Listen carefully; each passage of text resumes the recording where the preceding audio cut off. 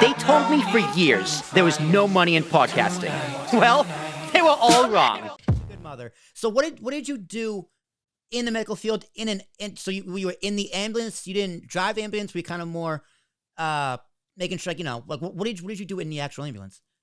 So when you work on an ambulance, typically speaking, 9 times out of 10, both people in the ambulance can do either the driving or what we call the teching, attending to the patient. Mm-hmm. So you have to be licensed as an EMT to be on an ambulance, whatever position you're doing. So a lot of times it's divvied up by level of licensure, because there are several different levels of being an EMT, from the most basic all the way up to the paramedic level and a couple in between. And then it comes down to secondary to that is, what does the patient need? So if the patient needs advanced life support, you'll have the higher level of medical expertise in the back and the other driving. If it's not, then the other person, and we switch off and we try to make it as fair as possible. So that way none of us gets burnt out as best as we can. And we share the responsibilities between driving and attending to the patients.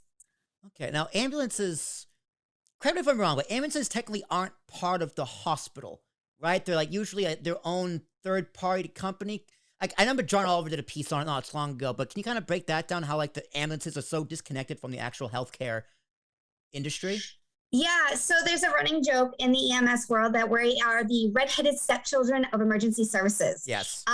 So most emergency services, like police and fire departments, are funded by taxpayers, whereas the ambulances are typically funded either by a variety of aspects. It could be through taxpayers, it could be through hospital settings, or it could be simply through medical billing.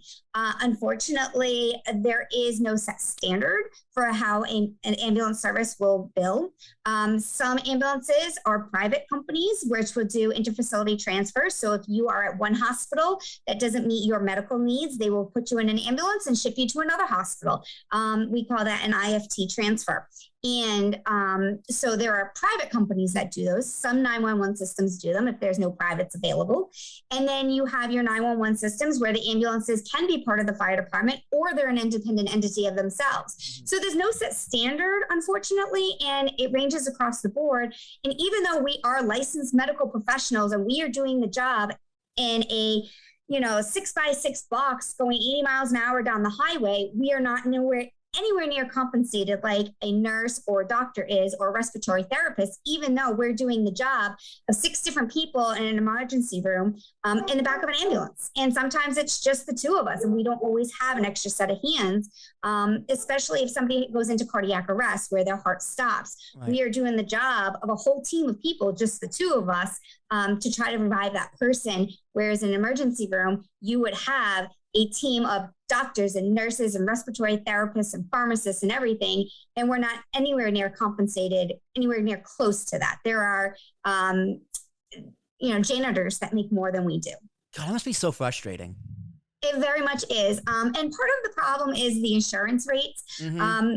Ambulances aren't compensated correctly through Medicare and Medicaid. So that's where a lot of our funding comes from. And unfortunately, due to those lack of low rates, they can't pay us what we, deserve. And we go through a lot of training, continuous training. We have to maintain our licenses through continuous education training that we have to do. And we have to renew our licenses every 2 years. So there's a lot that goes into it. And the lack of compensation is very frustrating. So you'll see a lot of people using the emergency medical services on the ambulances field as a stepping stone up to nursing or police or fire departments, where the compensation is much higher.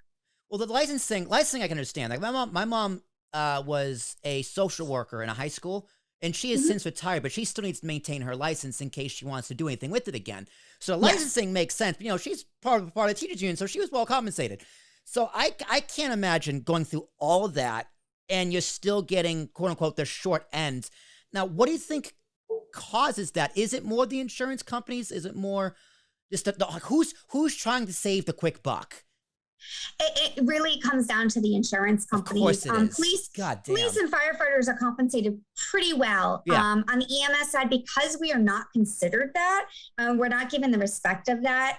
It comes down to, you could get paid more working at McDonald's than you can working on ambulance. There are companies throughout the country that are getting paid minimum wage.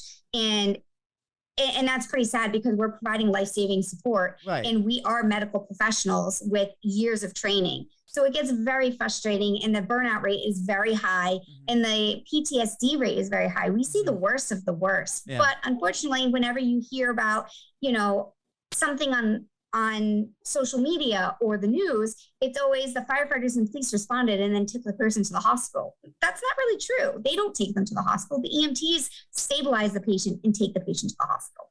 And that makes sense. So that's why a call to the ambulance is so expensive. I can tell from personal experience too. Like, you know, I'd go to the hospital. It's like, don't call me an ambulance. You know, call me an Uber. Yes. Or I'll walk. You know, luckily I was in Manhattan, so I had to go to the hospital pretty quickly.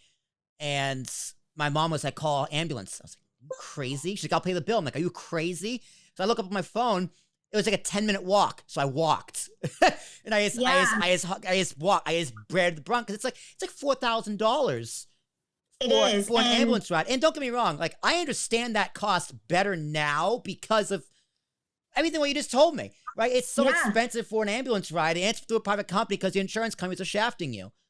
Yeah, it's pretty dismal. I have to say though, there are some private ambulance company owners who have been leading the way and trying to raise those rates and have really been trying to fight for us. There are several within the Massachusetts area that are doing that, and it's very nice to see. I know when I first started about 17 years ago, I was making $8 an hour, and now I make mid-20s, even with 17 years of experience. So it's very frustrating.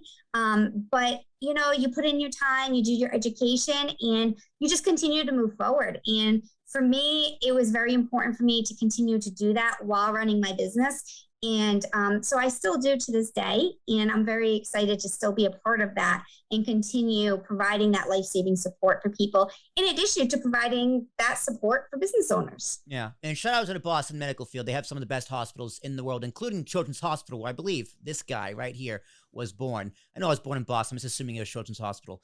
My mom will text me. She'll tell me the right answer. Boston Children's, I have to say, they are absolutely a phenomenal hospital. Yep. They saved my son's life, so I can't ask for a better facility there.